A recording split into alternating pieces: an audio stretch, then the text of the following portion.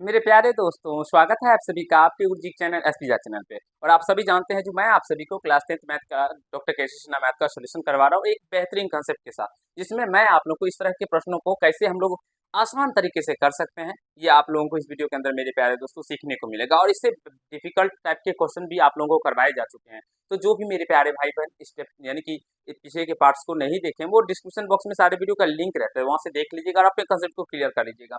मेरे प्यारे दोस्तों, ऐसे प्रश्नों को बना लेना आप लोगों के लिए बहुत ही आवश्यक होता है, क्योंकि ये प्रश्न आपके एग्जाम में 5 नंबर के पूछे जाएंगे। तो मेरे प्यारे दोस्तों, 5 नंबर को सही करने के लिए मेरे प्यारे दोस्तों इस तरह के क्वेश्चन को जरूर ही बनाइए। तो चलिए मैं आपको पहले पढ़ के समझाता हूँ कि क्वेश्चन क्या कहा गया है, अब फिर ऐसे प्रश्नों को क्या कंसेप्ट है, हम लोग किस तरह से बना सकते हैं अपने एग्जाम के अंदर, वो सिखाऊंगा। और चुटकियों में ऐसे प्रश्नों को सॉल्व करने के बारे में मेरे प्यारे दोस्तों मैं आप लोगों को बता दूंगा। विश्वास मानिए, अगर आप लोग ऐसे प्रश्न को सीखना चाहते हैं और बिल्कुल ही आसान तरीके से, तो ये वीडियो आप लोगों के लिए बहुत ही इंपॉर्टेंट होने वाला है। देखिए कहा गया है, क्या कहा गया है मित्रों, यहाँ से देख सकते हैं आप लोग, कहा गया है एक रेलगाड़ी 300 किलोमीटर, कितना किलोमीटर है, 300 किलोमीटर की दूरी समान चाल से तय करती है। एक रेलगाड़ी है जो 300 किलोमीटर की दूरी मेरे प्यारे मित्रों समान चाल से तय करती है। ठीक है, चलिए अच्छी बात है। यदि रेलगाड़ी 5 किलोमीटर प्रति घंटा अधिक तेज से चलती होती, कहा गया है यदि रेलगाड़ी, हम लोग जो रेलगाड़ी है वो 5 घंटा अधिक चाल से चलती तो यात्रा में 2 घंटे कम समय लगता है। तो यात्रा में कितना समय कम लगता है, तो 2 घंटे कम समय लगता है। ठीक है, तो गाड़ी की प्रारंभिक चाल ज्ञात करें। और इस तरह के प्रश्न केवल आप लोग को मेरे प्यारे दोस्तों यहीं पर नहीं काम आएंगे, जब आगे की क्लास की आप लोग तैयारी करेंगे मेरे प्यारे दोस्तों, जैसे जनरल कंपटीशन की तैयारी करेंगे, तो वहां पे भी इस तरह के प्रश्न आप लोग को देखने को मिलेंगे। तो चलिए मैं हल करके आपको समझाता हूँ। तो हमें क्या ज्ञात करना है, गाड़ी की प्रारंभिक चाल। तो हम लोग मान लेंगे, माना कि गाड़ी, रेलगाड़ी ना, गाड़ी की प्रारंभिक चाल,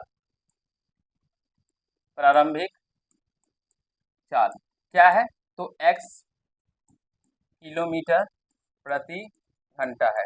मित्रों आशा करता हूं जो मैं आपको समझा रहा हूं, सिखा रहा हूं, आप सभी समझ पा रहे होंगे। हमने क्या किया, कुछ भी नहीं, जो हमें कहा गया था गाड़ी की प्रारंभिक चाल, मेरे प्यारे दोस्तों प्रारंभिक चाल हमने मान लिया कि गाड़ी की प्रारंभिक चाल x किलोमीटर प्रति घंटा है। अब यहाँ से एक कंसेप्ट स्टार्ट होता है। देखिए हम सभी जानते हैं, इससे पहले भी आप लोग पहले की क्लास में पढ़ चुके होंगे, जो चाल बराबर क्या होता है मित्रों, दूरी बटे समय। चाल का जो डिफरेंस फॉर्मूला होता है वो दूरी बटे समय होता है, आप सभी यहाँ तक जानते होंगे। और यहाँ से एक फॉर्मूला हम लोगों का और निकल के आता है, समय बराबर क्या होता है, समय बराबर होता है मित्रों दूरी बटे चाल। दूरी बटे क्या आता है, तो चाल। समय बराबर क्या होता है, दूरी बटे चाल। और यहाँ से दूरी बराबर जब पूछे तो चाल गुना समय, वो भी लिख ही देता हूँ, आप लोग नोट कर लीजिएगा अपने कॉपी के हेड पेज पे मेरे प्यारे दोस्तों, दूरी बराबर, क्योंकि ये फॉर्मूले बहुत ही ज्यादा इंपॉर्टेंट होते हैं। तो अगर आप लोग पढ़ते हैं और तैयारी करते हैं तो ऐसे फॉर्मूले आप लोगों को मेरे प्यारे दोस्तों याद होना चाहिए, समझ लीजिए। ठीक है, तो दूरी बराबर क्या हो जाएगा, चाल गुना समय। एक बार आप लोग यहाँ तक देखिए, फिर आगे अभी आपको बताया जाएगा और आप लोगों को अच्छे तरीके से प्रॉपर वे में सिखाया जाएगा। मित्रों बात करें, जो माना कि गाड़ी की प्रारंभिक की चाल हमने क्या मान लिया, तो x किलोमीटर प्रति घंटा है।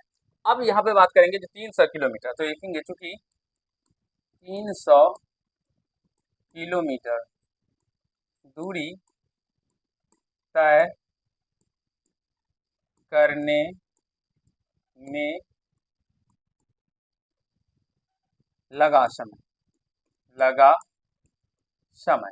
अगर हम बात करेंगे 300 किलोमीटर की दूरी तय करने में गाड़ी को लगा समय, गाड़ी भी लिख सकते हैं या ऐसे भी लिख सकते हैं, गाड़ी को लगा समय। मेरे प्यारे मित्रों अभी मैंने बताया जो समय बराबर क्या होता है, दूरी बटे चाल। तो दूरी क्या है हम लोगों का, तो 300 किलोमीटर दूरी है। और चाल किस स्पीड से, वो प्रारंभिक की चाल उसका क्या था, हमने माना था x। तो दूरी बराबर चाल और समय बराबर क्या होगा, दूरी या बटे चाल। चाल क्या है, x, यानी 300 बटे x क्या हो जाएगा मेरे प्यारे दोस्त, ये घंटा हो जाएगा, आवर हो जाएगा, क्योंकि किलोमीटर से किलोमीटर कैंसिल हो जाएगा।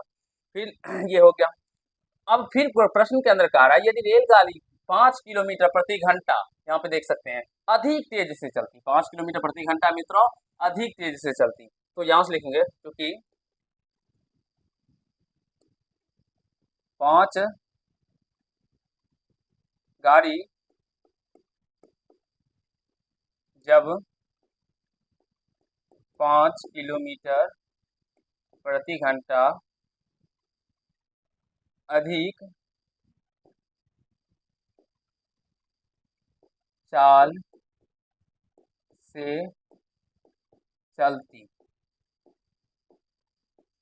मेरे प्यारे दोस्तों जब 5 किलोमीटर प्रति घंटा अधिक चाल से चलती तो 300 किलोमीटर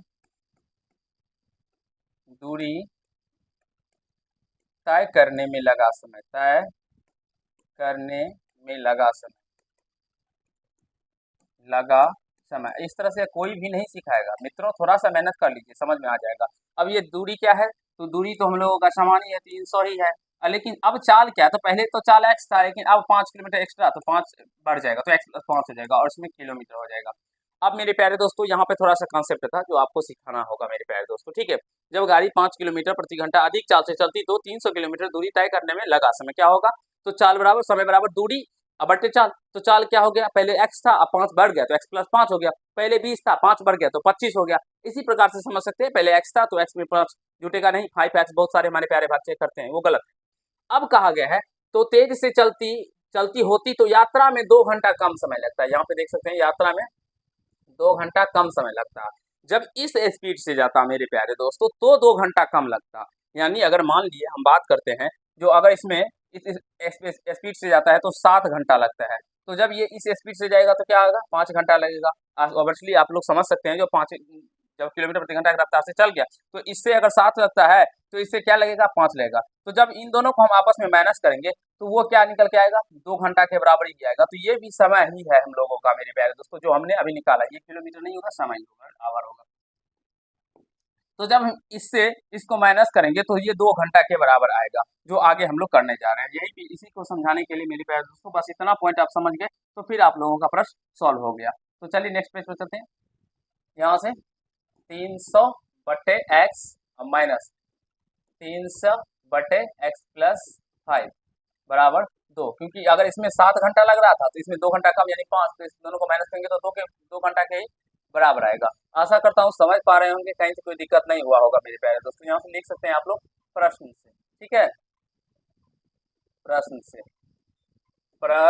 से मेरे प्यारे दोस्तों, आशा करता हूँ समझ पा रहे होंगे।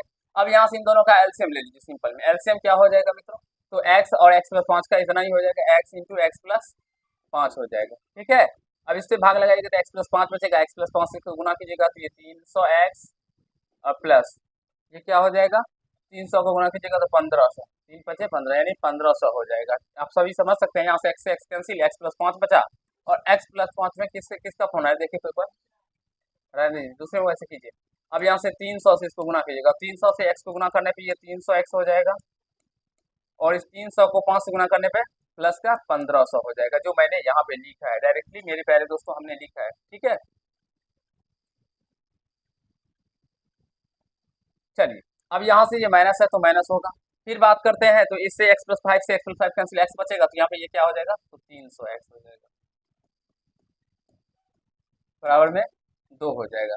तो यहाँ से आप सभी देख सकते हैं ये 300x से 300x कैंसिल हो जाएगा, प्लस माइनस में, तो यहाँ पे बच गया 1500 और 1500, अरे इसको इधर लेके आ जाइए, या आप ऐसे भी इसको गुना भी कर सकते हैं, तो इधर लेके आने पे ये क्या हो जाएगा, इसको गुना कीजिएगा मित्रों तो ये 2 और इससे x² गुना कीजिए तो x² प्लस का 5x हो जाएगा, x² का प्लस का 5x हो जाएगा, x² प्लस का 5x हो जाएगा, तो 5x यानी कि 1500 और बराबर में क्या हो जाएगा, 2 से गुना कीजिएगा 2x² और प्लस का 5 दूना 10x हो जाएगा, क्या हो जाएगा, इसको हमने गुना करके यहाँ पे लिखा है क्योंकि ये भाग के टर्म में इधर आएगा तो गुना होगा 2 से, ठीक है।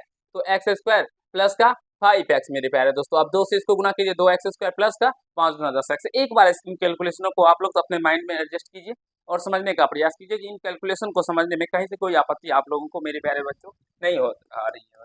तो इसको इधर लेके चले जाएंगे या हम डायरेक्ट इधर करते हैं, तो ये 2x² प्लस का 10x और माइनस का 1500 इक्वल टू 0 हो जाएगा। अब हमें ये द्विघात समीकरण के रूप में आ गया, इसको हमें सॉल्व करना है। तो इस 1500 का इस तरह से गुणनखंड करना होगा, जो जोड़ने या घटाने पे मेरे प्यारे मित्रों क्या आना चाहिए, तो ये इसको गुना करिएगा, इससे गुना होगा, इससे 2 हम कॉमन कर लेते हैं, ठीक है, 2 कॉमन कर लेते हैं, 2 कॉमन कीजिएगा तो यहाँ से x² प्लस का 5x और माइनस का 750 इक्वल टू 0। तो इस 2 को इधर लेके चले जाएंगे, भाग होगा तो वो 0 ही हो जाएगा, तो x² प्लस का 5x माइनस का 750 बराबर में 0। अब इस 750 का इस तरह से गुणनखंड करना है, जो मेरे प्यारे दोस्तों जोड़ने पे 5x आए और घटाने पे माइनस का 750। तो यहाँ पे देख सकते हैं आप लोग 25 और 30 ले लेते हैं। जब गुणा कीजिएगा तो इसको 750 निकल के आता है, और जब इसको मेरे प्यारे दोस्तों घटाइएगा या जोड़िएगा, इसको प्लस लेते हैं, सॉरी इसको माइनस कर लीजिएगा, ये ऐसे ले लीजिएगा, ठीक है। अभी आगे सोल्व करके आपसे यहाँ पे समझाते हैं आपको। एक्स स्क्वायर और यहाँ से प्लस क्या है, प्लस में 5x, तो प्लस में 30x और माइनस का 25x, और ये माइनस का 750 बराबर में 0 हो जाएगा। गुना कर देखिए, जोड़ने या घटाने पे जब इसको घटाइएगा 30x में से 25x आएगा तो 5x आ जाएगा, गुना कीजिएगा तो प्लस माइनस माइनस और 750 हो जाएगा 25 को 30 से गुना करने पर। x कॉमन कीजिएगा तो x प्लस 30 हो जाएगा, माइनस का 25 कॉमन कीजिएगा तो यहाँ से भी x माइनस प्लस का 30 ही हो जाएगा, इक्वल टू 0। तो यहाँ से x minus 25 equal two into x minus 25, दोनों में x माइनस 30 दोनों में कॉमन कर लिए, इधर x माइनस का 25 बच गया, इक्वल टू 0। और जो भी प्यारे भाई को इस द्विघात समीकरण में दिक्कत है सॉल्व करने में, तो वो हमें कमेंट करेंगे मेरे प्यारे दोस्तों, उनको मैं इस तरह के वीडियो लेके आऊँगा जिससे समझाने का प्रयास करूँगा। तो x माइनस 25 बराबर में 0 और x माइनस का 30 बराबर में 0, तो यहाँ से x बराबर में माइनस का 25 इधर आएगा तो प्लस का 25 हो जाएगा, ये प्लस में आया 30, यहाँ पे मैंने मिस्टेक कर दिया था, यहाँ पे प्लस, तो यहाँ से x बराबर क्या हो जाएगा, माइनस का 30 हो जाएगा, जो कि अमान्य हो जाएगा। अमान्य कैसे होगा मित्रों, क्योंकि रेलगाड़ी की चाल कभी भी माइनस में तो हो ही नहीं सकती है, तो यहाँ से लिखेंगे अतः गाड़ी की प्रारंभिक चाल, गाड़ी की प्रारंभिक चाल, मेरे प्यारे बच्चों ऑफलाइन के जितने भी हैं वो आंसर मिला के हमें बताइए, जो हमें आंसर मिला है 25 किलोमीटर प्रति घंटा था। आई होप आप सभी को समझ में आ गया होगा, कहीं से कोई दिक्कत समस्या नहीं हुआ होगा मेरे प्यारे दोस्तों। और 36 नंबर है ना प्रश्न, बाबू देख लीजिए एक बार कितना नंबर प्रश्न है आप लोग। हाँ तो 36 नंबर ही है, 25 है, चलिए सही है मेरे प्यारे दोस्तों, आंसर भी आप लोग का 25 है। तो आशा करता हूँ अब इस तरह के प्रश्नों को आप लोग कैसे बनाइएगा समझ गए होंगे। और नेक्स्ट जो प्रश्न है आप लोगों का वो भी इसी तरह का प्रश्न है, इसमें कहीं से कोई दिक्कत वाली बात नहीं है। मैं नेक्स्ट प्रश्न भी आप लोगों को बताऊंगा, और आप लोग तो खुद से ट्राई करते नहीं हो, आप लोग भी ट्राई करो, तभी तो आप लोगों को भी पता चलेगा जो कैसे हम लोग बना सकते हैं।